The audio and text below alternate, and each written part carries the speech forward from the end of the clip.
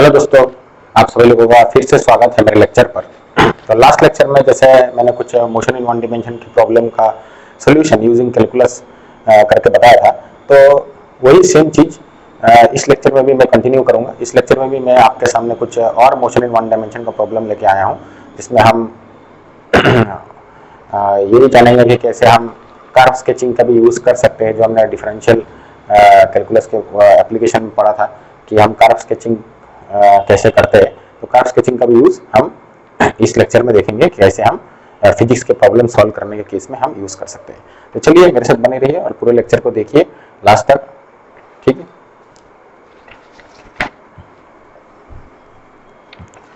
सबसे पहला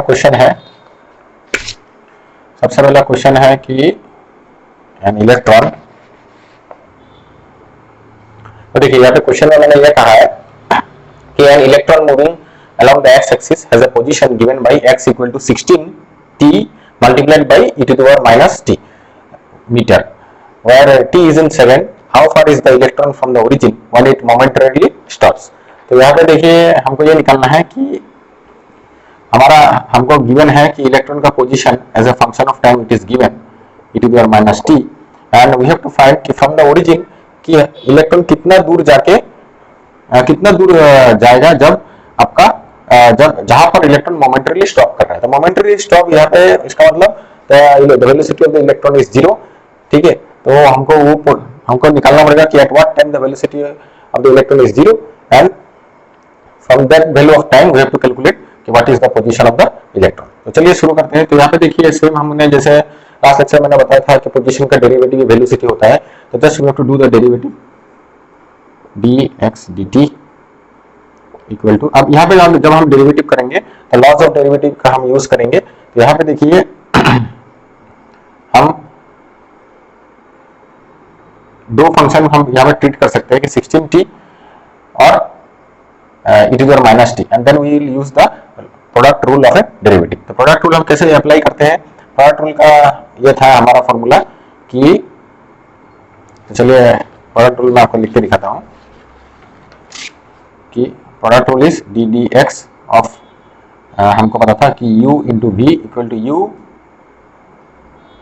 D v d x plus d u d x into v, ठीक है। तो ऐसा करके हम प्रोडक्ट रूल लिख सकते हैं कि एट अ टाइम एक फंक्शन को हम डेरिवेटिव नहीं करेंगे, दूसरे को डेरिवेटिव करेंगे, उसके बाद में जिसको हमने पहले डेरिवेटिव किया था उसको ऐसे सेम रख देंगे, और जो जिसको हमने डेरिवेटिव नहीं किया था उसको हम डेरिवेटिव करेंगे। तो यहाँ पे भी हम यू बी का कॉन्सेप्ट यूज कर सकते हैं कि if it is u and if it is v then we will use product rule d d t of x of t that is equal to d d t of 16t e to the power minus t। तो we will write 16t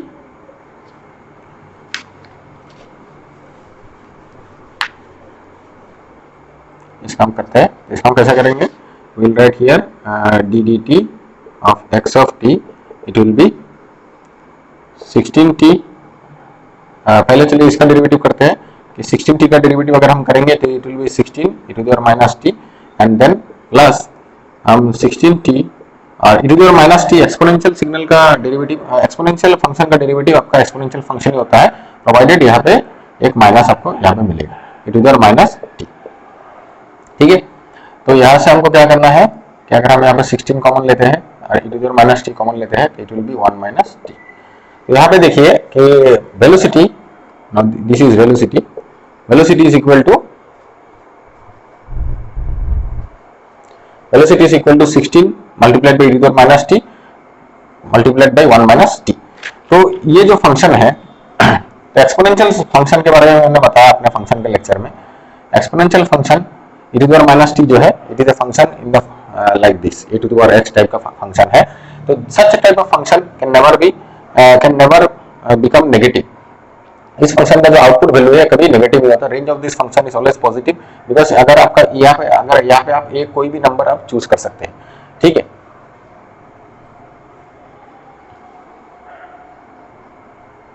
यहाँ पे अगर आप a greater than 0 पकड़े, क्योंकि since यहाँ पे देखिए e जो है यार e is greater than 0 positive number, ठीक है। तो सच टाइप ऑफ अगर यहाँ पे if a is positive number then e to the power x will the output of this function will never become 0। तो यहाँ पे e to the power -t का ग्राफ अगर मैं ड्रॉ करूँ तो t equal to 0, e to the power t is 1 and it is simply decaying function like this is e to the power -t और 1 - t। अब इसका अगर मुझे ग्राफ ड्रॉ करना है तो इसका ग्राफ मैं कैसे ड्रॉ करूंगा, यहाँ पे देखिए इट इज जैसे मैंने अपने फंक्शन में बताया था शिफ्टिंग स्केलिंग कि आप कोई फंक्शन को शिफ्ट कर सकते हैं, स्केल कर सकते हैं। तो फर्स्ट इसमें देखिए कि 1 - t, तो इसको हम अगर ऐसे लिख सकते हैं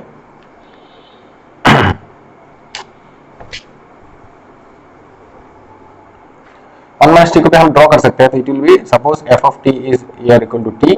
तो f ऑफ t से हम पहले क्या बनाएंगे -t।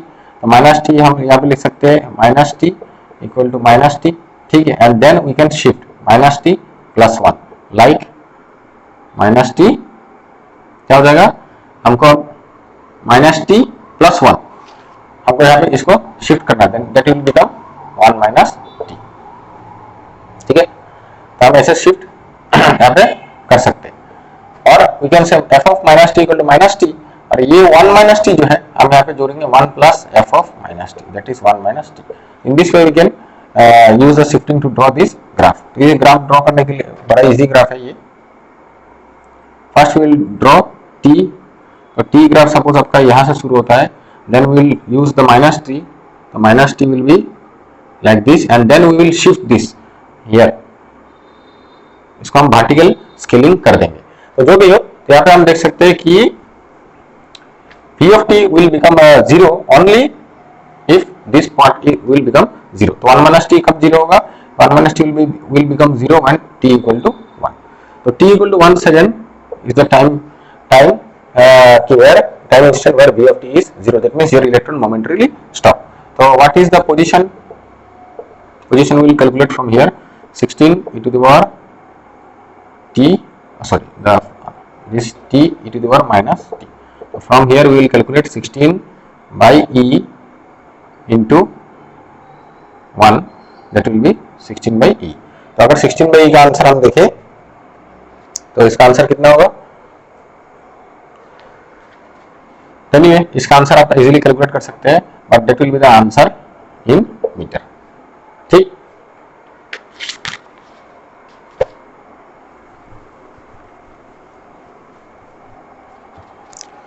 Next question will be, आपके पास एक डायग्राम गिवन है,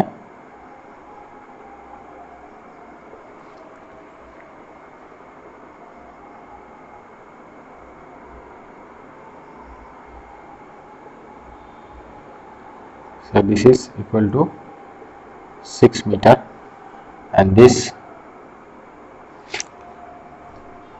is the x naught equal to -2 meter and this is the 1 and this point is x t equal to 2, ठीक है। तो यहाँ पे क्वेश्चन दिया है assuming constant it is a position versus time, एक पार्टिकल का पोजीशन वर्सेस टाइम ग्राफ है और यहाँ पे given figure is a position versus time graph of A particle and हमको क्वेश्चन में बोला गया है कि assuming constant acceleration, ठीक है। assuming constant acceleration we have to find the magnitude of the acceleration, find the magnitude number A and B direction of acceleration, okay. तो यहाँ पर हम कैसे निकालेंगे कि what is how to find the magnitude of acceleration. तो चलिए इस ग्राफ से हमको निकालना है कि it is x versus t graph and some points are given in the graph, जैसे x naught at t equal to 0 या the initial position is -2 metre at 1 t equal to 1 here the graph the position of a particle is 0 and at t equal to 2 the position of the particle is 6। तो let us calculate कि चलिए शुरू देखते हैं कि इसको हम कैसे कैलकुलेट करेंगे। यहाँ पे जो मैग्नीट्यूड है हमें यहाँ पे मैग्नीट्यूड ऑफ एक्सीलरेशन निकालना है। तो फर्स्ट ऑफ ऑल में देखिए कि हमने जब इस ग्राफ से हम पहले एक्सीलरेशन के डायरेक्शन का आइडिया लगाते हैं, ठीक है, whether acceleration is in positive direction और it is in negative direction. तो फर्स्ट ऑफ ऑल ये ग्राफ जो हम देख रहे हैं, जैसे मैंने कॉन्केविटी के लेक्चर में मैंने बताया था कि अगर आपका ग्राफ ऐसे दिखता है, ठीक है, कोई भी इंटरवल में, तो हम इसे कहेंगे कॉनकेव अप, और यह अगर आपका ग्राफ ऐसे दिखता है तो हम इसे कहेंगे कॉनकेव डाउन। तो उस केस में हमने क्या देखा था, कॉनकेव अप के केस में हमने देखा था कि F double prime x is greater than 0, और इस केस में हमने देखा था F double prime x is less than 0। That means जो भी फंक्शन है उसका अगर सेकंड ऑर्डर डेरिवेटिव अगर ग्रेटर देन 0 है विदिन सम रीजन, तो विदिन सम इंटरवल, तो उस इंटरवल के अंदर मेरा ग्राफ कॉनकेव अप होगा, मतलब इस ग्राफ का शेप आपको ऐसा देखने को मिलेगा। तो यहाँ पे भी आप देख सकते हैं कि विदिन दिस फ्रॉम 0 to 2 कि इस इंटरवल में, क्योंकि 2 तक हमने ग्राफ ड्रॉ किया है, इस इंटरवल के अंदर आपका ग्राफ कॉनकेव अप है। तो यहाँ से हम कह सकते हैं कि the second order derivative, that means अगर पोजीशन का हम सेकंड ऑर्डर डेरिवेटिव करेंगे तो हमें क्या मिलेगा, we know acceleration is equal to second order derivative of position, and it is since my graph is concave up it is greater than 0। ठीक है, तो ग्रेटर देन 0 अगर है तो हम क्या कह सकते हैं कि हमारा acceleration is in positive direction. तो acceleration is in positive direction, that means कि आप जो भी एक्स एक्सिस, जैसे यहाँ पे मोशन जब भी हम अलोंग द स्ट्रेट लाइन हम स्टडी करते हैं, तो मैंने पहले ही बताया आपको कोऑर्डिनेट एक्सिस सेट करना है। तो यहाँ पे सोचिए ये एक्स एक्सिस है, मैंने सेट किया, and this direction is positive and this direction is negative, तो आपका acceleration will be in this direction. ठीक है,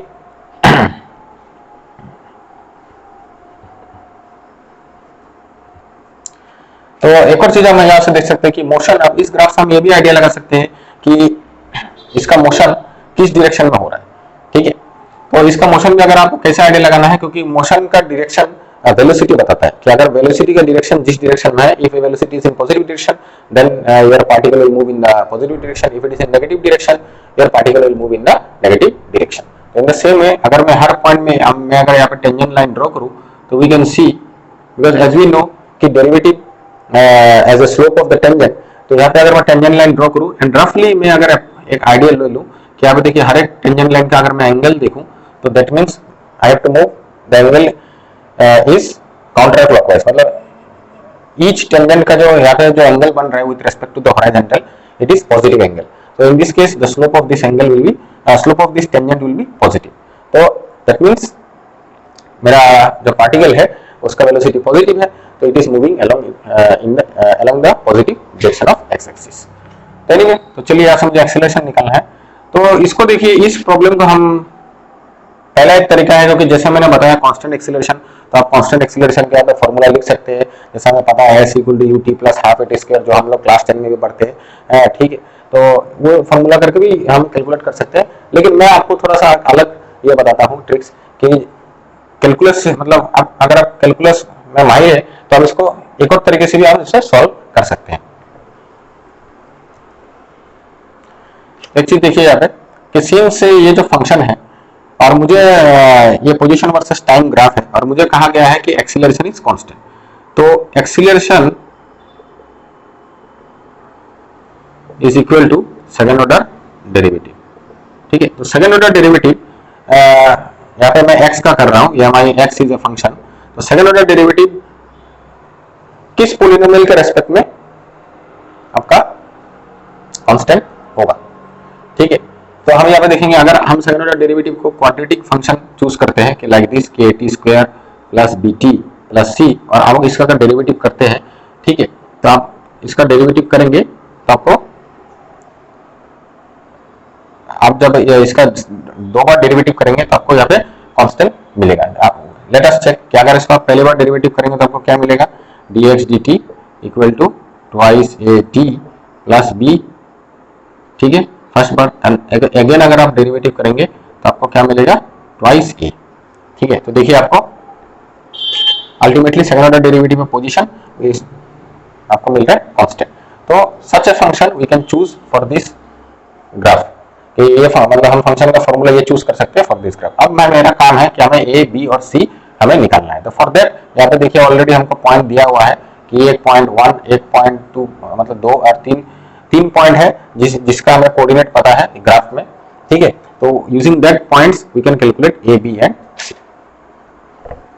चलिए सबसे पहले हम कैलकुलेट करेंगे कि अगर t इक्वल टू 0 में इट इज -2, तो first point we are setting कि t equal to 0 x is -2, यहाँ पे अगर हम बिठाएंगे -2 विल गेट c, ठीक है। तो c equal to -2, then my position will become at square plus bt -2। Next point will set t equal to 1, my position is 0, now अभी हो गया t equal to 1, position is 0, if we set here हमको मिलेगा a plus b -2, ठीक है। तो यहाँ से हमको क्या मिल रहा है कि a plus b equal to 2।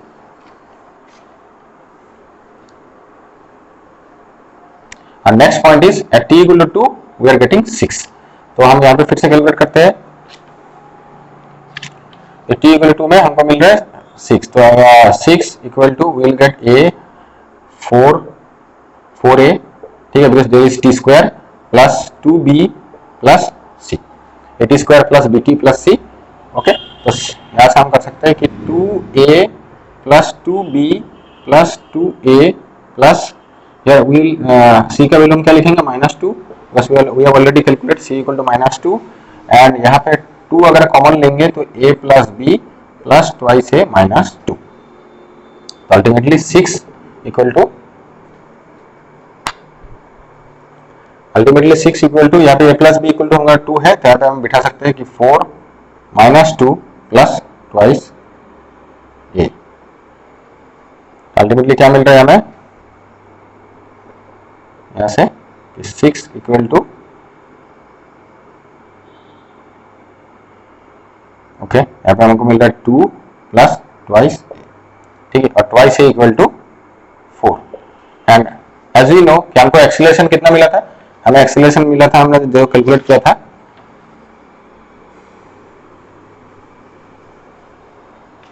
Already calculate कि अगर हम x of t equal to at square plus bt plus c पकड़ते हैं, यहाँ से हमको एक्सीलरेशन क्या मिलेगा, एक्सीलरेशन का वैल्यू है d2x dt square will be twice a and that is equal to 4।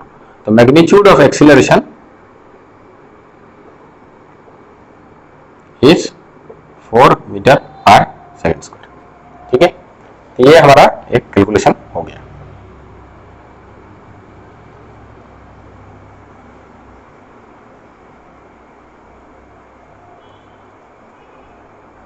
हम लोग ग्राफ जैसे हमने बताया और हमारा आंसर से भी हमको मिला कि my acceleration is positive. Next case,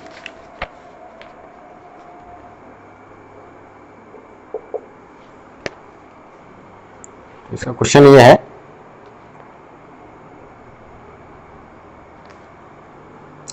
this graph is a graph of a say green car and this graph is a graph of a red car and they are approaching toward each other, ठीक है, and they are moving in the same direction, the red car and here this is green car and this is red car, it is moving in this direction. Now from this graph हमको क्या निकालना है, तो green car, अब इस graph से देखिए green car का कांस्टेंट स्पीड गिवन कि green car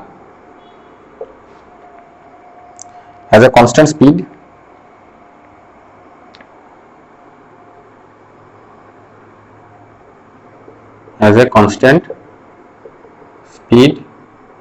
of 20 meter per second, ठीक है, and x g, 0 that is at t equal to 0 the initial position of a green car is 270 meter and x r, 0 that is at t equal to 0 the initial position of a red car is -35.0 meter, ठीक है। now what is the acceleration magnitude of the car, तो हमको निकालना है कि find the acceleration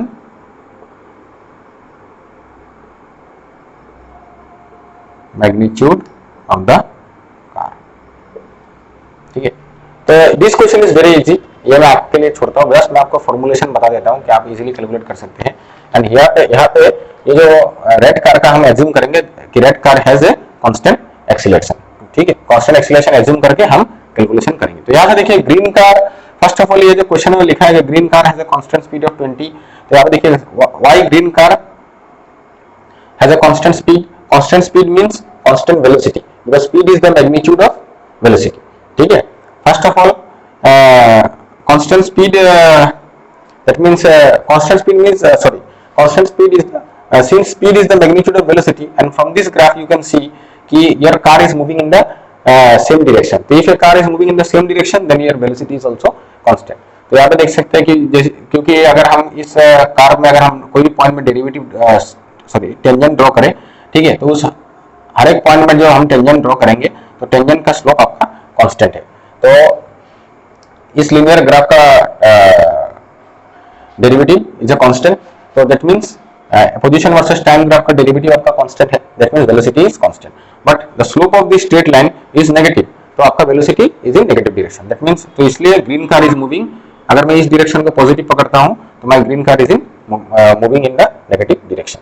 तो from here x are 0, तो ये आप देख रहे हैं कि जैसे थोड़ी देर पहले जो मैंने प्रॉब्लम बताया था जहां पे हमने देखा था कि ऐसा टाइप का पोजीशन का ग्राफ था कॉनकेव, आप यहाँ पे भी देखिए कॉनकेव अप हो रहा है, तो यहाँ पे हम अगर हर एक पॉइंट में अगर हम टेंजेंट लाइन ड्रॉ करें तो such a graph has, and moreover this graph is increasing, because आप इस ग्राफ को अगर ऑब्जर्व करेंगे, कोई भी आप दो पॉइंट यहाँ पे चूज करिए, you can always say actually it is not constant, it is like this increasing, तो यू कैन ऑलवेज फाइंड, जैसे हमने इंक्रीजिंग फंक्शन के डेफिनेशन में देखा, choose any two point with in the domain of the function and such that it is x2 and it is x1, and हमने increasing function के definition में ये देखा कि x2 is greater then x1 and if f of x2 is greater than f of x1 then my function is increasing. यहाँ पे देख सकते हैं मेरा फंक्शन इंक्रीजिंग है if we move from left to right. तो इंक्रीजिंग फंक्शन का क्या होता है, first order derivative is greater than 0, तो यहाँ पे first order derivative greater than 0 means red car का velocity is in the positive direction, so red car is moving in the next direction. तो ये क्वेश्चन में भी गिवन था, यार इस ग्राफ से भी आप आइडिया लगा सकते हैं। ठीक है, तब ये कांस्टेंट एक्सीलरेशन का फार्मूला लिखिए, वहां पे लिखने के बाद at t equal to 12 second में दोनों फार्मूला को आपको इक्वल करना है and then you have to solve the acceleration of the red car. यहाँ पे इजी है, जैसे कांस्टेंट एक्सीलरेशन का फार्मूला इस केस में हम क्या लिखेंगे, from here we will right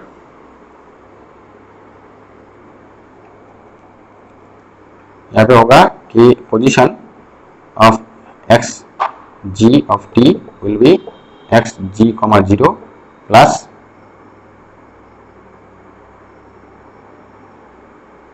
we T.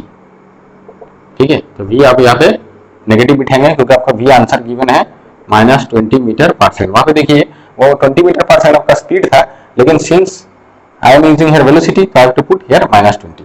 In the same way यहाँ पे हम लिखेंगे X R of T equal to, यहाँ पे हम वो फॉर्मूला यूज करेंगे क्या कि X R of T minus X R comma 0 equal to U T plus half A T square. तो ऑलरेडी रेड कार यहाँ पे हमको इनिशियल वेलोसिटी भी सप्लाई कर होना चाहिए, तो मेरे क्वेश्चन में अगर हम एज्यूम करेंगे कि my red car begins from rest, तो you have to omit this. तो यहाँ पे आप वैल्यू पुट करिए क्योंकि ऑलरेडी जी0 का वैल्यू आपको गिवन है 270, इसका वैल्यू गिवन है 3 माइनस इसका वैल्यू गिवन है कि 335 meter and you just put and at t equal to 12, जब t इक्वल टू 12 यहाँ पे सब्स्टिट्यूट करेंगे, दोनों को इक्वल करेंगे and you can easily solve this problem. The position of an object, तो इस क्वेश्चन में ये कहा गया है कि the position of an object moving along an x axis is given by x equal to 3t minus 4t square plus t cube, और यहाँ कहा है x is in meter and t is in second. What its average velocity, what is the average velocity for the time interval t equal to 2 second to t equal to 4 second. And second question में यह है कि graph x versus t for 0 to 4 second, क्या हमें graph करना है 0 to 4 second इस time interval के अंदर हमें इसका ग्राफ ड्रॉ करना है। तो चलिए पहला वाला देखते हैं। तो एवरेज वेलोसिटी कैलकुलेट करना बड़ा इजी है क्योंकि आपको इनिशियल टाइम दिया हुआ है, फाइनल टाइम दिया हुआ है। तो एवरेज वेलोसिटी का डेफिनेशन क्या कहता है, एवरेज वेलोसिटी का डेफिनेशन हमें कहता है कि total displacement by total time interval. ठीक है,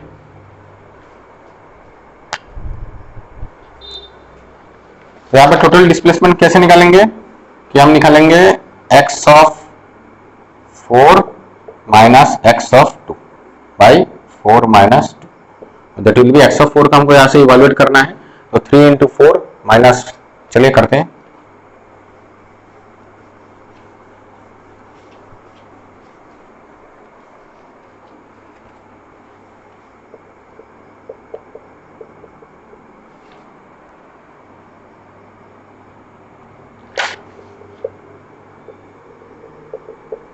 ठीक है। X of 4 will be 12, 4 into 16 plus 64, that will be 12, and x of 2 will be 3, here it will be 6 minus 16 plus 8, that will be minus 2, ठीक है। यहाँ पर अगर हम बिठाएंगे तो क्या मिलेगा हमको, 12 minus and minus 2 by 2, that is 14 by 2, that is 7 meter per second, ठीक है। अभी चलिए हम इसका ग्राफ ड्रॉ करते हैं। तो ग्राफ ड्रॉ करने के लिए इस फंक्शन का हमें कर्व स्केचिंग का टेक्निक यूज करना पड़ेगा। तो कर्व स्केचिंग का टेक्निक, चलिए इस फंक्शन को थोड़ा सा पहले हम सिंप्लीफाई करते हैं। कर्व स्केचिंग में हम पहले क्या देखते हैं कि we have to find the domain of the function. तो since it is a polynomial, its domain is all real number, but हमारे क्वेश्चन में इसका डोमेन ऑलरेडी गिवन है कि हमको ड्रॉ करना है अप टू 0 to 4, ठीक है। Up to 0 to 4 we have to draw the graph. तो हमको इससे ज्यादा हमको डोमेन की चिंता नहीं करनी है। अब हमें क्या करना है, सेकंड स्टेप हमको ये करना है कि फंक्शन का हमें रूट का भी आइडिया होना चाहिए, हमें फंक्शन का रूट का भी आइडिया हमें होना चाहिए। तो इससे पहले इसको हम देखें, थोड़ा सिंप्लीफाई करें कि अगर मैं इसको t कॉमन ले लूँ तो it will be become 3t square minus 4t plus 3 minus 4t plus t square. तो इसको हम t 3 minus 3t minus t plus t square, and we can write t 3 common 1 minus t minus t 1 minus t, and ultimately 3 minus t into 1 minus t. So from here second step we can calculate root, कि root means where the position will be 0, so 0 t 3 minus t 1 minus t, so the 3 point root will be t equal to 0, 3, 1। यहाँ हम लिख लेते हैं कि root is 0, 1, 3, the value of t यहाँ पे हमने लिखा। अब सेकंड स्टेप हमको क्या करना है कि जब भी हम कर्व स्केचिंग करते हैं, जैसे मैंने कैलकुलस में बताया, हमें क्या करना पड़ता है कि हमें क्रिटिकल पॉइंट्स के बारे में जानना होता है। रूट्स हमने जान लिया, फिर हमको क्रिटिकल पॉइंट्स जानना है। द क्रिटिकल पॉइंट्स मीन्स हमको इस फंक्शन का डेरिवेटिव निकालना है। तो डेरिवेटिव अगर हम करेंगे तो हमको क्या मिलेगा, 3 minus 8t plus 3t square, ठीक है। तो सच है फंक्शन जो यहाँ पे है, अब इसका क्रिटिकल पॉइंट निकालना है तो डेरिवेटिव इक्वल टू हमें 0 सेट करना पड़ेगा कि 3 minus 8t plus 3t square equal to 0। तो यहाँ से हम देखिए, अगर इसका हम मिडिल टर्म फैक्टराइजेशन नहीं कर पाएंगे तो हम इसको, since it is a quadratic, तो वी विल राइट द श्रीधर-अथर्जी फॉर्मूला से हम इसका सॉल्यूशन निकालेंगे। तो t will be minus b, that is 8 plus minus root over b square, that is 64 minus 36 by 6, it will be 8 plus minus root over 28 by 6। तो इसका calculation, इसका answer आएगा, एक पॉइंट होगा आपका t1, एक होगा 0.451 and t2 will be 2.215 something like that. तो ये चीज मैंने कैलकुलेट किया हुआ है, इसलिए मैं आपको यहाँ पे मैंने डायरेक्ट लिख लिया। तो this are the critical points. तो क्रिटिकल पॉइंट्स भी मैं यहाँ पे लिखता हूँ कि क्रिटिकल पॉइंट्स 0.451 एंड 2.215, ठीक। नेक्स्ट क्वेश्चन होता है कि वेदर क्रिटिकल पॉइंट्स में हमारा मैक्सिमम मिनिमम लाई करेगा कि नहीं।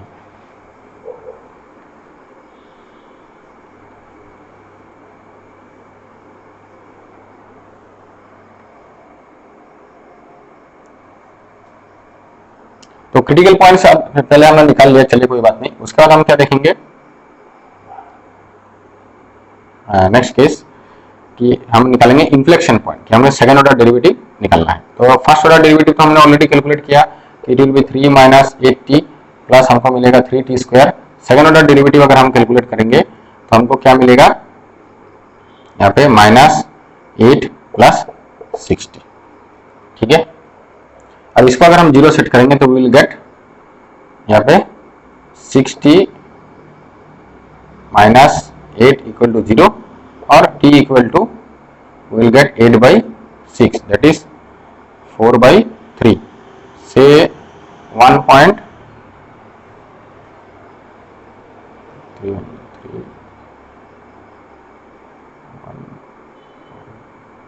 समथिंग हमको मिलेगा।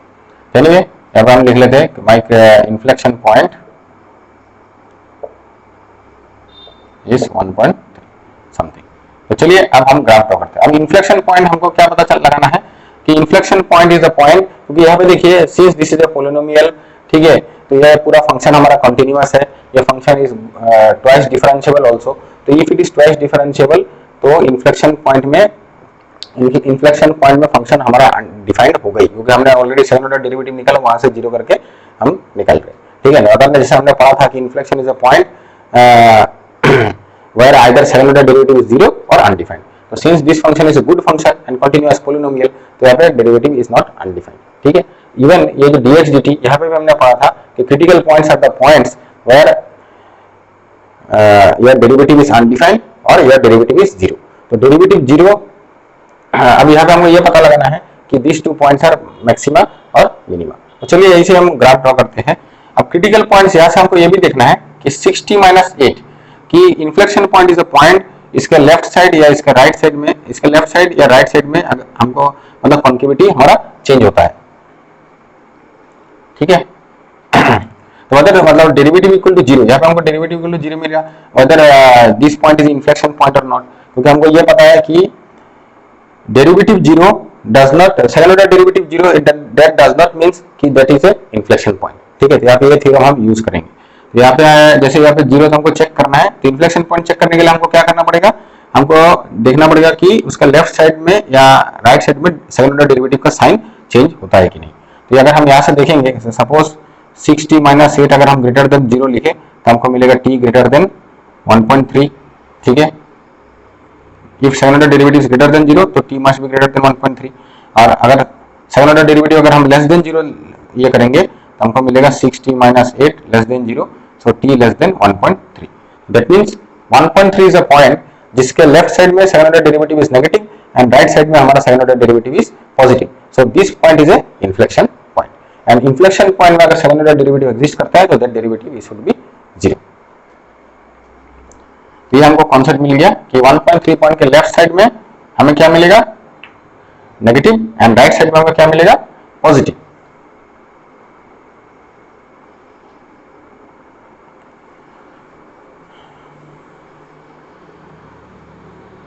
और यहाँ पे हम एक और चीज देख सकते हैं कि अगर हम यहाँ से देखेंगे कि इस इंटरवल में अगर हमें ड्रॉ करना है इस फंक्शन का, तो चलिए पहले हम ग्राफ ऐसे लिखता हूँ,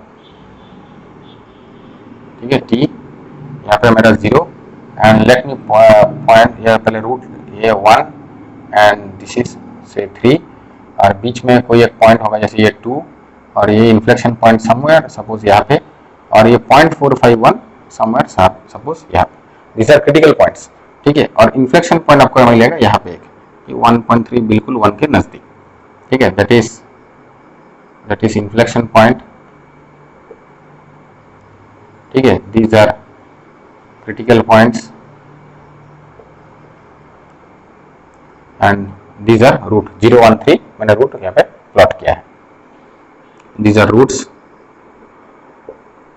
ठीक है। ये सब रूट्स है और ये भी क्रिटिकल पॉइंट है CP, तो दीज आर क्रिटिकल पॉइंट्स।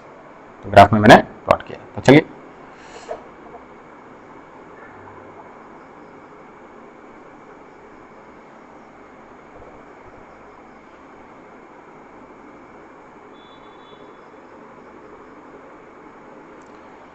तो यहाँ पे देखिए कि ये हमारा क्या था, critical point CP and this is also CP. तो क्रिटिकल पॉइंट्स हमें पता है कि जहाँ पे हमें हमारा फर्स्ट ऑर्डर डेरिवेटिव फंक्शन का जीरो होता है या फर्स्ट ऑर्डर डेरिवेटिव फंक्शन का अनडिफाइंड होता है। तो since my polynomial is a continuous function and it is differential function, so there is no concept of मतलब अनडिफाइंड। तो यहाँ पे हमारा क्या हो सकता है, critical points are only those point where derivative is zero. लेकिन हम ये भी जानते हैं कि डेरिवेटिव फर्स्ट डेरिवेटिव थ्योरम्स ऐसे कि इफ कि अगर कोई भी पॉइंट में within the interval within the domain of a function कि if at any point the first order derivative is zero, then we are not sure whether that point surely contains either maxima or minima. That point may or may not contains maxima or minima. तो उसके लिए हमको check करना पड़ेगा कि इस critical point में कि इसके लेफ्ट या राइट से जब हम लेफ्ट टू राइट मूव करेंगे कि first order derivative changes sign, then there will be either maxima और minima। ठीक है, तो हमको यह चेक करना है कि 0.45, तो हम यहाँ पे देखेंगे कि 0.45 whether it is maxima or minima। तो फर्स्ट डेरिवेटिव हमारा क्या था, हम अगर इसका फर्स्ट ऑर्डर डेरिवेटिव लिखेंगे dx dt, we are getting यहाँ से 3 minus 8t plus 3t square. ठीक है, तो यहाँ पे अगर ये वैल्यू आप सब्स्टिट्यूट करेंगे 0.45 का, तो आपको क्या मिलेगा, आप यहाँ से देख सकते हैं कि 3 minus 8 into 0.45 plus 3 into 0.45 whole square। तो you can neglect this because this is already 0.5 और उसको आप स्क्वायर कर रहे हैं, तो this will be very smaller and यहाँ से देखेंगे तो ultimately you are getting negative। ठीक है, तो this point will contain sorry, इसका अगर लेफ्ट साइड से हम 0.45 से अगर हम कम चूज करेंगे, तो अगर हम स्मॉलर नंबर चूज करेंगे, ठीक है, तो 8 इंटू सोच लीजिए 0.4 चूज करिए, तो अल्टीमेटली यू आर गेटिंग यहाँ पर नेगेटिव, फ्रॉम नेगेटिव तो we have to calculate, sorry, we have to calculate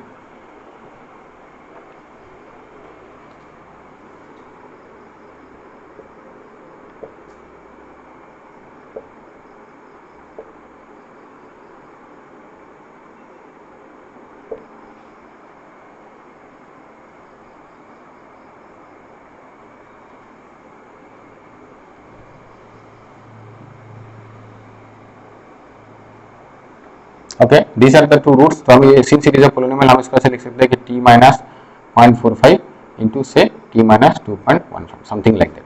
तो यहाँ से आप देख सकते हैं कि अगर आप 0.45 से कम नंबर चूज करेंगे तो आपको क्या मिलेगा, ये भी नेगेटिव, ये भी negative. So ultimately you are getting from the left side is positive and again अगर आप 0.45 टू 2.215 के बीच में रहेंगे तो आपको यहाँ पे क्या मिलेगा, हमें मिलेगा नेगेटिव, क्योंकि अगर आप 0.45 से ज्यादा है और इससे कम है तो योर होल ये जो फर्स्ट ऑर्डर डेरिवेटिव है इट बिकम्स नेगेटिव। तो this critical point is a maxima and similarly this critical point is a minima, because ये जो क्रिटिकल पॉइंट है ये है 2.215 एंड दिस इज 0.45। तो आप अगर इसके पॉइंट इसके लेफ्ट साइड में रहेंगे जस्ट, तो यहाँ पे आपको नेगेटिव मिलेगा और इसके राइट साइड में पॉजिटिव मिलेगा, क्योंकि आप तब क्या चूज कर रहे हैं, t is greater then 2.215, that means this factor and this factor will become positive and ultimately here you are getting positive। So at this critical point your function's first order derivative sign changes from minus negative to positive। So this critical point is a minimum। ठीक है, चलिए अब हम graph draw करते हैं। तो graph draw करने के लिए ऑलरेडी इतना तो हमको पता चल गया कि 0.45 इज द मैक्सिमा पॉइंट, ठीक है, point this is minima point, ठीक, और इन्फ्लेक्शन पॉइंट की इसके लेफ्ट साइड में हमको क्या मिलेगा कि less than 1.3 we are getting second order derivative, less than 0 that means concave down and greater than 1.3 we are getting up. ठीक है, तो आप चलिए ड्रॉ करते हैं, लेकिन ड्रॉ करने से पहले मुझे ये भी पता होना चाहिए कि सिंस मेरा फंक्शन 0 यहाँ पे 0 है, these are the roots 0, 1 and 3। Now 0 के बाद कि between these two root whether your function is negative or positive।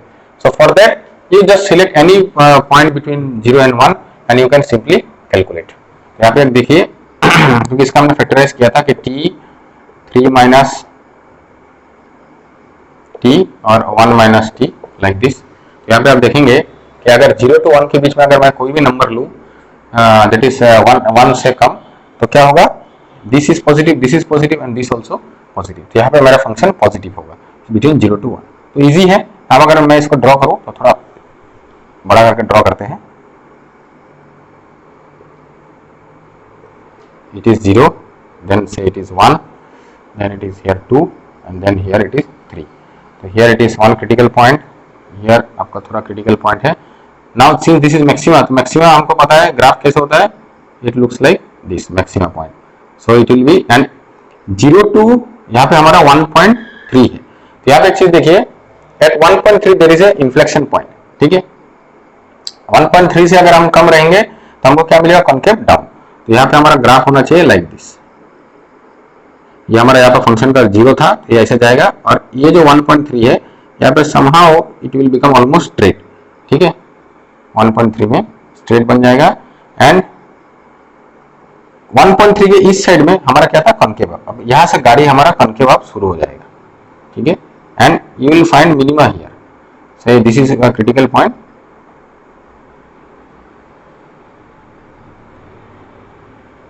And this will 3, and from here it is concave up, क्योंकि greater than 3 आपका concave up है.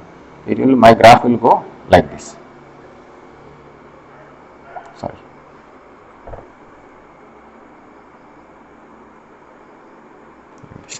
ठीक है, so this is my 3, and at interval 4 you can find the value of what is the value x of 4. आपका क्या था कि अगर आप यहाँ पे कैलकुलेट करेंगे, जैसे हमने कैलकुलेट किया था x of 4, it I think it will be 12/c. तो यहाँ पे होगा 3 into 4 minus 64 plus 64, yes 12.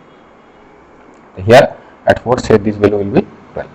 And अगर हम एवरेज वेलोसिटी यहाँ पे प्लॉट करना चाहते हैं, जो हमने देखा था 2 to 4 सेकंड हमको जो एवरेज वेलोसिटी मिला था, तो 2 to 4 सेकंड में क्या है कि एट 2 दिस इज योर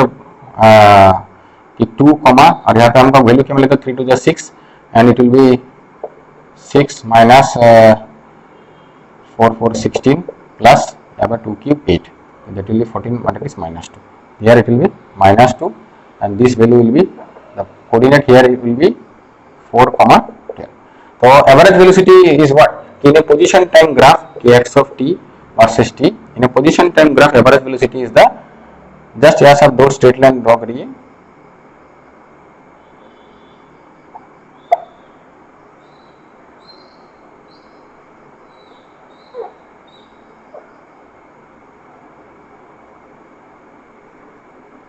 ठीक है, ये जो आप स्ट्रेट लाइन ड्रॉ कर रहे हैं,